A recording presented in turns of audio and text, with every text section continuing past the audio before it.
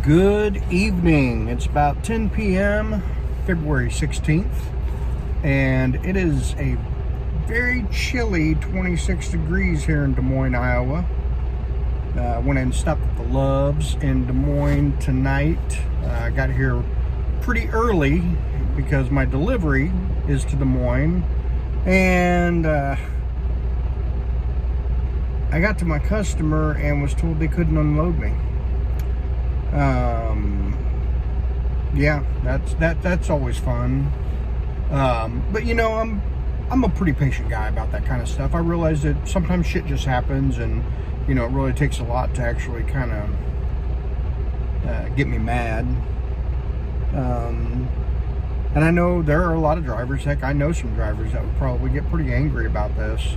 But basically, I have a load of aluminum rails, and I'm on a flatbed with a Conestoga trailer. And when I delivered them, or when I got to the stop, I went inside to their shipping and receiving department, and he asked if I could just go ahead and back up to the dock. I informed him that I was on a flatbed and that he needed to unload me from the side. And he said, "Oh, that's going to be a problem. We don't have any forklifts that can go outside in the snow, because there is a little bit of snow on the ground.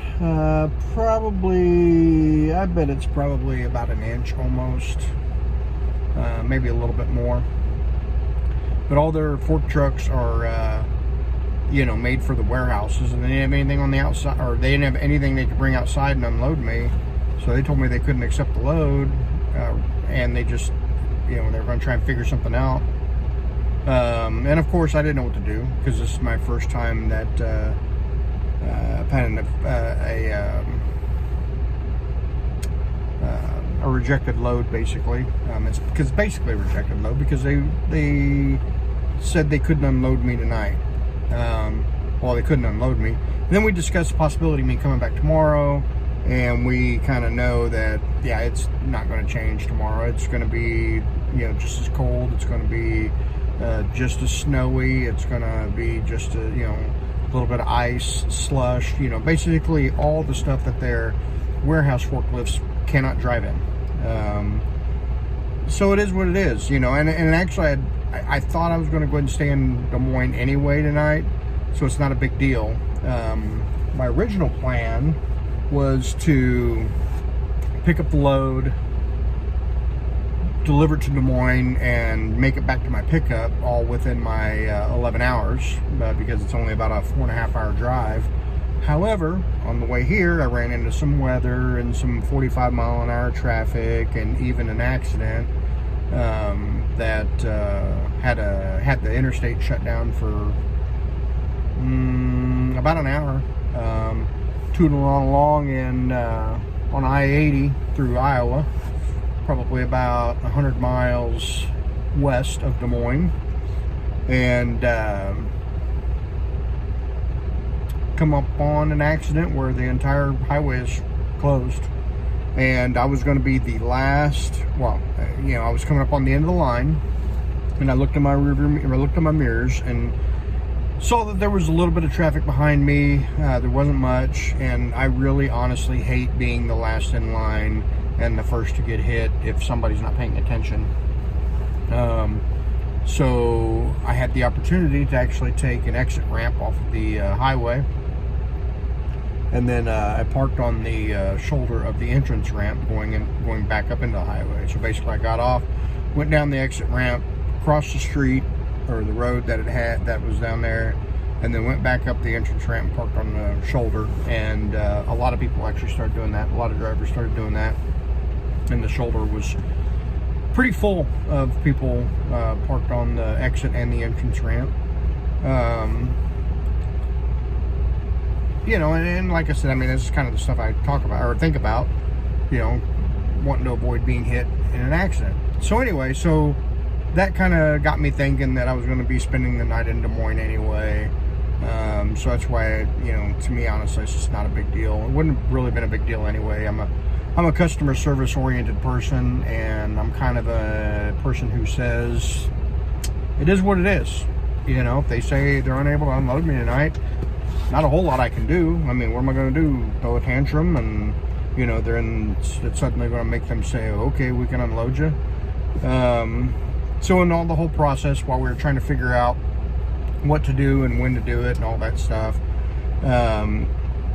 you know, I went back inside and I asked them if it would be smart of them to hire a third party to come in and unload this with the proper equipment, because, you know, taking this stuff back can't be cheap. I mean, it's a special order that I'm sure was made for them, and so, you know, they're on the hook for that product, and then if you take it back, then they could be on the hook for storing that product and then retransporting it back all the way out here. So basically it would be, you know, 3 trips to Des Moines, because it'd be my original, and then me taking it back, and then somebody else, maybe even me, bringing it back when they can unload it. And I have to ask them, you know, I said, hey, if you know, did a third party that had the proper equipment, they can unload this, it could be cheaper, is that something you would consider? And of course I prefaced it by saying, hey, it's, you know, this is your property, this is your product, you know, I'm just a driver, I get paid the same no matter what, no matter which way I drive, no matter if I take back an empty or a full trailer, I'm not going to get paid anything different. And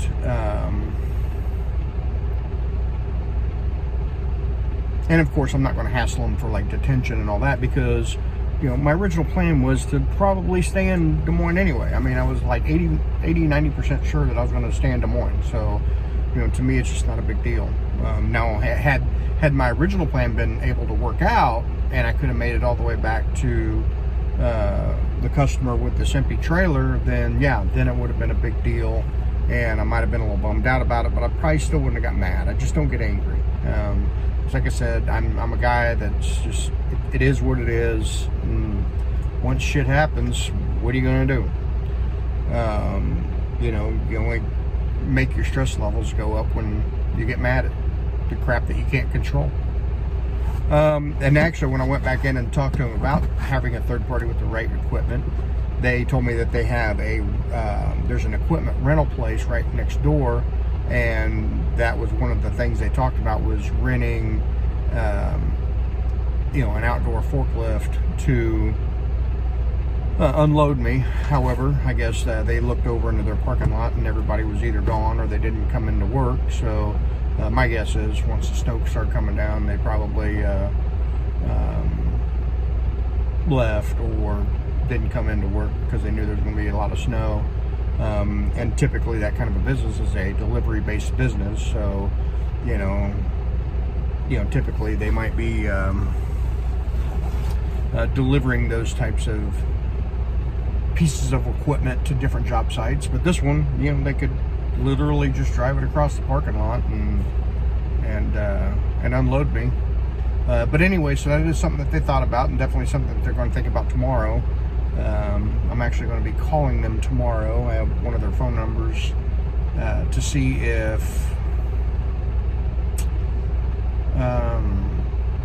they can get unloaded, and if they can't, then I'm just going to take it back to the manufacturer and let the manufacturer and the customer figure it out. You know, because my name is Bennett and I ain't in it. So anyway, just a little bit more on like controlling your temper and all that. Because like I said, you know, if I get mad at them, you know, that could lead to them basically saying, hey, we don't want this driver to deliver here anymore. You know, I mean, so why get mad? But in any case, so I was at one of our yards a few days ago, sitting in the lounge. In fact, this was day before yesterday. Sitting in the lounge watching TV, and people are kind of in and out, you know, just a person every now and then. You know, there was somebody in the shower, and then they go walking out, and then they come walking back in. Somebody come in and doing laundry. You know, it's not a lot of traffic, but there's people kind of walking around. And behind me, I hear this pretty big commotion of somebody yelling. And I turned around and looked at him, and because it startled me, and I want to turn around and look at what startled me, so that way, just my way of processing it, and I need to know what went on, what's going on. Well, the vending machine apparently had charged this guy's credit card like $2, and he started going off about how it charged him $2, and this shit sucks. He slapped the hell out of the vending machine, didn't break it or anything, but he got mad and yelling and cussing at it and slapped it, and he goes to walk out and kind of pushes the door open, flings it open real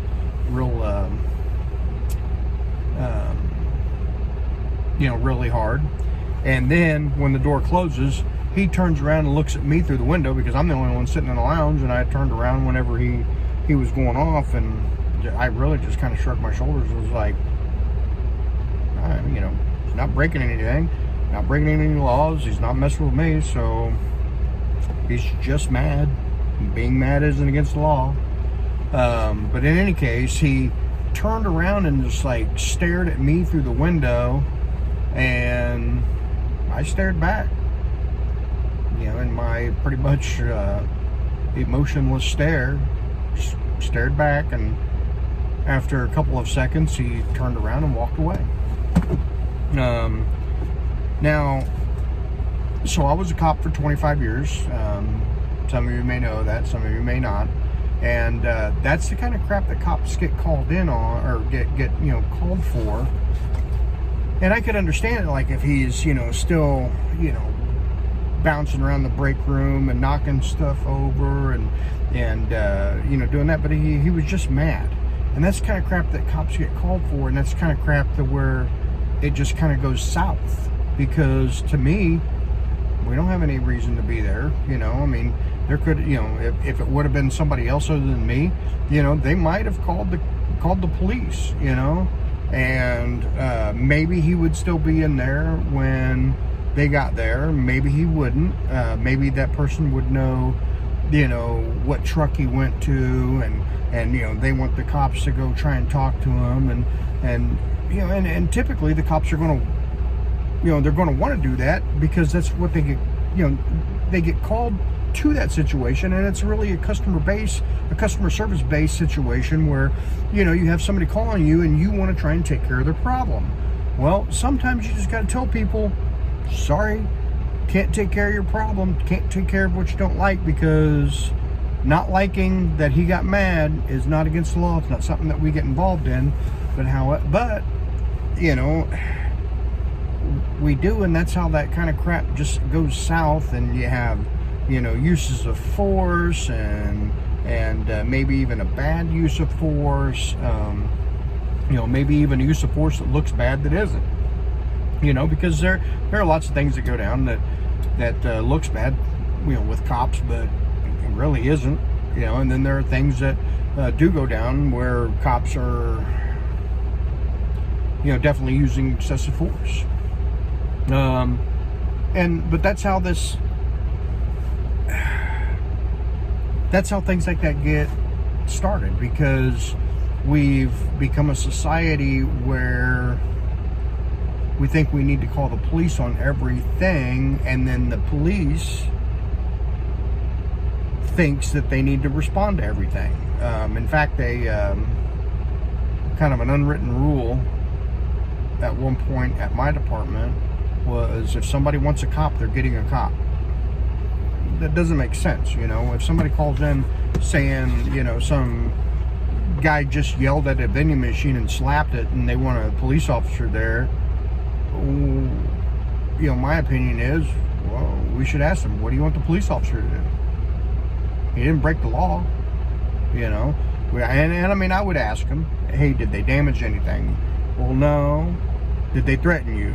Well, no. Did they try and assault you? Well, no. Well, to be honest with you, it would be a stretch to have something like disorderly conduct or disturbing the peace, and in my opinion, things like that, there has to be, or there should be anyway,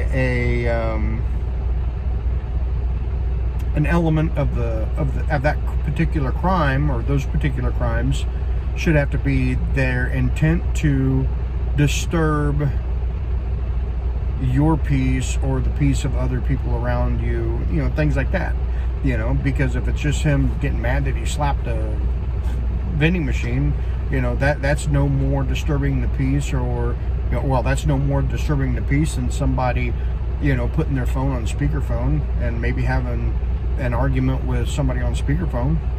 I mean, and that's not against the law. So, or even having a loud conversation. Doesn't even have to be, it could be just having somewhat of a loud conversation, and not arguing. It could just be somebody not comfortable with your level of, the level of your voice, the volume level of your voice while you're on that phone conversation. So that's why I don't think it could be disturbing peace, because I just don't. I think you just have to have that element there of they are trying to disturb your peace or the peace in general of the break room. But he wasn't. He was just mad that the vending machine stole $2 from him. Do I think he overreacted? Possibly. But I don't know what kind of day he's having. Maybe that was his very last $2 he had in his account. I don't know. I can tell you that the same vending machine did the same thing to me a few days before, and I went to buy a product. I ran my credit card, and it said that I was charged, but it didn't give me my product. And I literally was like, well, that sucks. Took $2 from me. I didn't get my cookies or soda pop or whatever the hell I was drinking or eating. I don't know what I was getting. So it is what it is, But in any case, that's just kind of my thought on sometimes cops get called when they shouldn't be called. And I think also that the cops or whoever's dispatching the cops needs to be a little bit more selective, I guess, on what we respond to, because we shouldn't have the mantra of if they want a cop, they get a cop, because that's how you get into people, cops thinking that they have to do something. Because there were a lot of times that I went on a call and I told somebody, there's nothing I can do for you, one particular one, and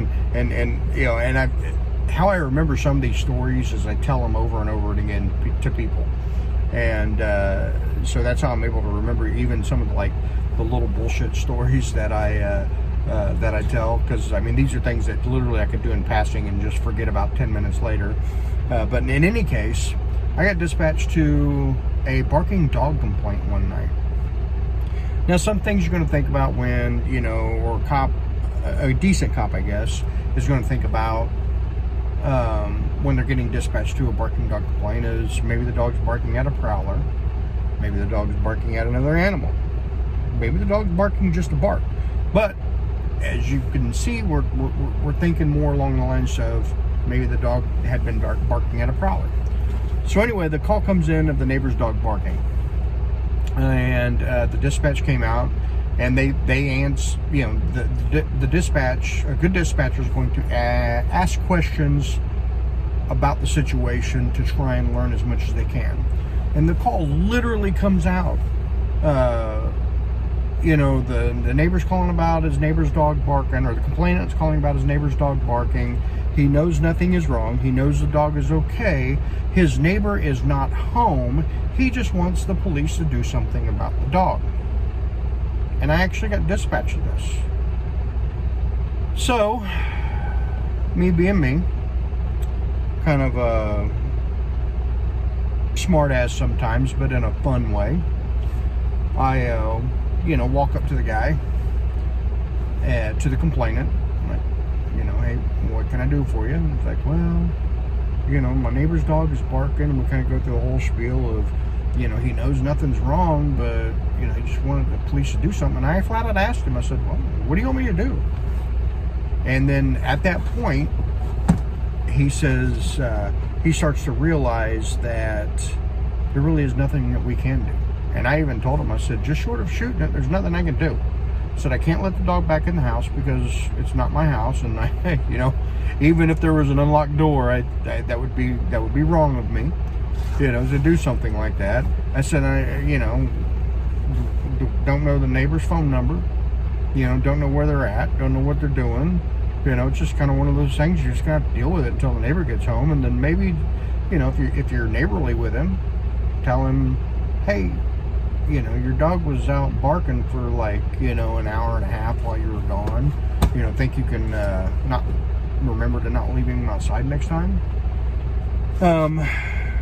And once I told him that, hey, there's really nothing that I can do about this, and he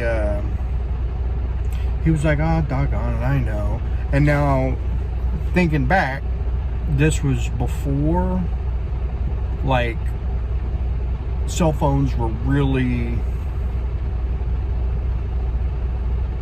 accessible. Not everybody had a cell phone back then. To try and help that neighbor and be a little customer service oriented, I might try and see if our dispatch has a good cell phone number for that person. So basically, if he had ever called the police or fire or an ambulance or anything like that, his number for that address would be on file, so they could just enter it in their computer and come back and give me the phone number. But like I said, that was well before. That was back. I bet I didn't have a cell phone back then. Because like I said, I want to say there was just time it wasn't readily accessible, or they weren't readily accessible. But yeah, that's just the kind of stuff that we go to, all the time. I had to tell somebody one time, a cat had climbed a tree. It was a neighbor's cat, went over to their neighbor's property, climbed their tree as it was being chased by their dogs inside their fence. And the neighbor wanted to climb the tree to get his cat, and the homeowner was like, no, I don't want you climbing my tree, because if something happened, that could come back on me. And he was 100% right. The guy fell out of the tree. His insurance company could be on the hook for that. And he didn't want to have to deal with it. So he told the guy he didn't want to climb the tree. Well, the cat owner is the one that called us, and basically I had to tell him, say, hey, he doesn't want you on his property. That's all there is to it. And we tried to get the cat down other ways. Like we got a blanket and was holding it underneath the tree, and people were throwing like a basketball or something up to try and knock the cat out of the tree. The cat just climbed higher, and that was that. And I want to say even the homeowner even talked about bringing the dogs inside, and I was actually a rookie. I was riding with a field training officer when that happened, and my field training officer told the cat owner, he says, that cat will come down when he's ready. He's not going to sit up there and die in the tree. Well, we left, and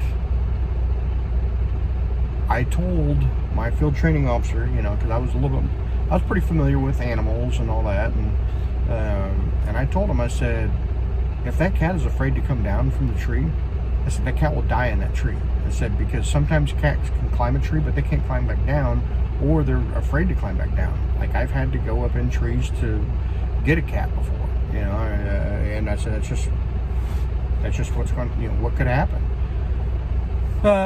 Sure enough, a few days later, we drove by, and there was what appeared to be a dead cat, about 30 feet up in this tree, laying over a limb. But in any case, the reason why I told that story is, once again, that's really kind of a situation where the police shouldn't have ever even been called.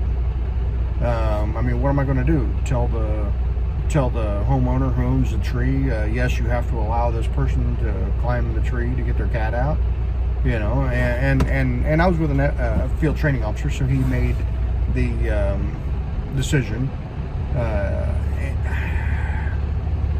I don't remember though if we asked the fire department to come out, but I'm sure that they would probably say the same thing. No, we're not gonna come out and rescue a cat from a tree. contrary to popular belief, that kind of stuff just doesn't, it's definitely not common. I'm not going to say it doesn't happen, but it definitely isn't very common. But anyway, that's kind of my spiel on sometimes we get called things that we shouldn't be called to, and it's kind of an issue on both ends. You've got the person that calling not thinking things through and thinking that they need the police to solve every problem, and then you got the police not thinking things through, thinking that they need to solve every problem, and it just really isn't that way. But anyway, that's just kind of where we're at. So I'm gonna go ahead and get off here. You guys have a good day.